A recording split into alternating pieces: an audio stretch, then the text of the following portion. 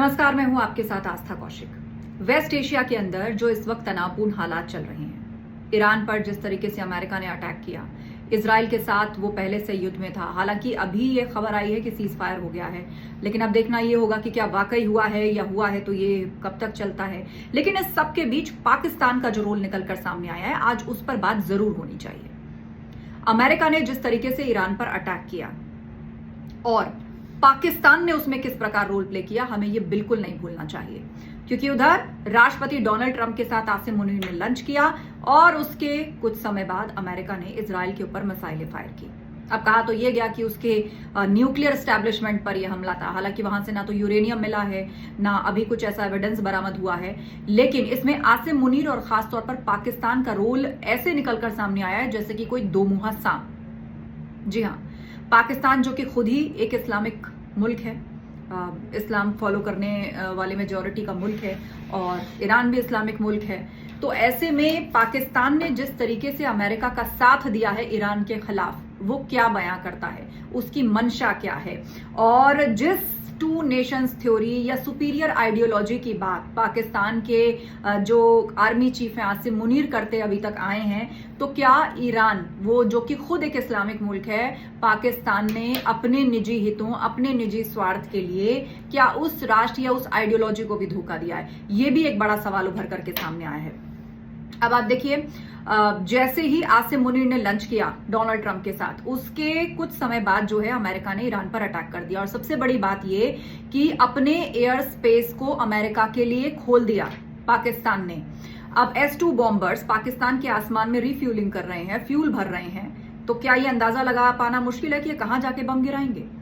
इधर उनके जो हाल ही में खुद को प्रमोट करके फील्ड मार्शल बने आसिम मुनीर, वो लंच करते हैं डोनाल्ड ट्रंप के साथ, उनको नोबेल प्राइज देने की वकालत करते हैं, बात करते हैं, बिछ जाते हैं उनके लिए, और उसके बाद अपनी एयर स्पेस को अमेरिका के लिए खोल देते हैं, जिसके बाद वो ईरान पर बम गिराता है।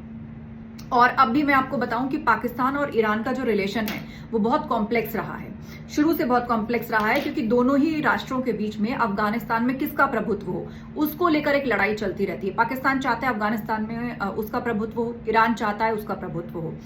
और इसके साथ साथ ईरान जो है वो अपनी फूड इंपोर्ट पर काफी निर्भर है, मतलब फूड काफी इंपोर्ट करता है, और उसके लिए जिस जमीन की जरूरत होती है, जिस रास्तों की जरूरत होती है, वो कहीं ना कहीं पाकिस्तान से होकर के जाते हैं। तो इस करके दोनों मुल्कों में ये हमेशा से एक रहा है कि किसका प्रभुत्व ज्यादा है। और दूसरी अहम बात ये कि पाकिस्तान क्यों नहीं चाहेगा कि वो एकमात्र जो इस्लामिक मुल्क हैं उनमें एकमात्र ऐसा कंट्री के रूप में जाना जाए जो कि न्यूक्लियर स्टेट है। ईरान क्या वो बनने की कोशिश कर रहा था, तो क्या ये बात पाकिस्तान को खटकेगी? जबकि पूर्ववर्ती दोनों देशों के बीच में, ईरान और पाकिस्तान के बीच में टसल रह चुकी है। और अब आप सोचिए कि जब अमेरिका ने अटैक किया है, उससे पहले ही जो ईरान के साथ बॉर्डर्स या जो रास्ते लगते हैं पाकिस्तान के, उन सबको बंद कर दिया था पाकिस्तान ने, और केवल पाकिस्तानी नागरिक जो उस पार से इस पार आना चाह रहे थे उनको अलाउ किया था, और ये सारे रास्ते बंद किए थे। तो मतलब पाकिस्तान को मालूम था कि कुछ बड़ा होने वाला है, अमेरिका कुछ करने वाला है। उधर लंच करता है आसिम मुनीर और उसके बाद अपने एयर स्पेस को खोल देता है, जहां से S-2 बॉम्बर्स जो हैं वो अमेरिका के रिफ्यूलिंग करते हैं, और सारे बॉर्डर्स बंद कर दिए गए, और उसके बाद अमेरिका ईरान पर अटैक करता है।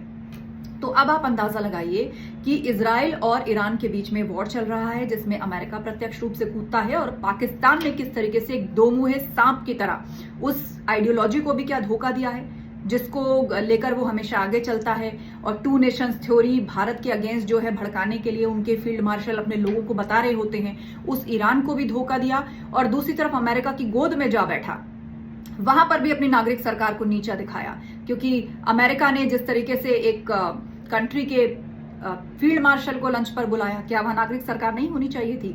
तो दोनों तरीके से देश की नाक कटाई आसिम मुनीर ने। और सबसे बड़ी बात कि ईरान और इजराइल और अमेरिका के बीच में उसने जिस प्रकार का रोल प्ले किया है, वो एक दो मुंहे सांप जैसा दिखता है।